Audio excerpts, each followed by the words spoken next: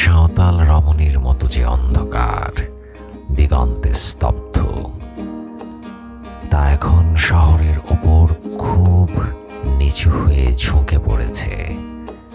ওর নিঃশ্বাস অনুভব করি ত্বকে, থমথমে গুমোট ছেঁড়া হাওয়ায় ঈষৎ সত্য। শহরের চোখের পলক না পড়তেই বাতাসের প্রচণ্ড প্রচণ্ড মাতলামি। নিমেষে হাজার হাজার দরজা জানালা বন্ধ। আকাশ ফুটো করে বৃষ্টি এলো অগণিত ঘোর সওয়ারের মতো আওয়াজে। মেঘের বুকে বিদ্যুৎ তরবারির ঝলসানি,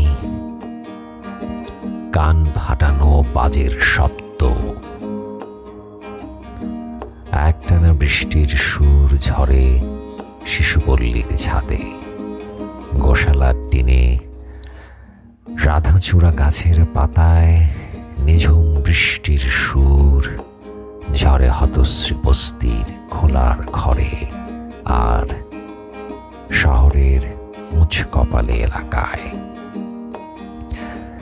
ঘুমের ভেতরে অবচেতন মনের খনিতে বৃষ্টির সুর ঝরে আমাদের ভালোবাসার উপর, আমাদের মিলন এবং হু হু বিচ্ছেদের উপর।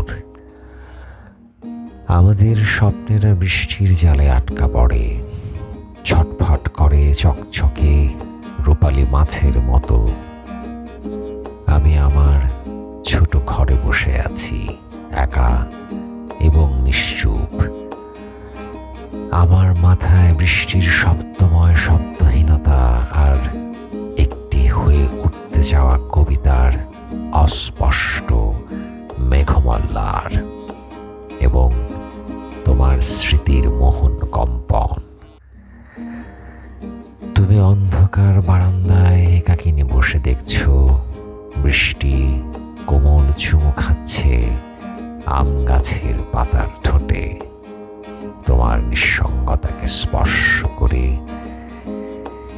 নিঝুম বৃষ্টির সুর আমার শূন্য বিছানা ভেলার মতো ভাসমান অথই বেদনায়। তোমার এবং আমার হাতে মাঝখানে জলজ দেয়াল। কে যেন বাইরে দাঁড়িয়ে ক্রমাগত পান করে চলেছে শ্রাবণের আরোক। যখন বৃষ্টি দেখি, তোমার প্রগাঢ় চোখের অশ্রু জল মনে পড়ে, আর তোমার চোখের জলে শ্রাবণ ধারা খুঁজে পাই।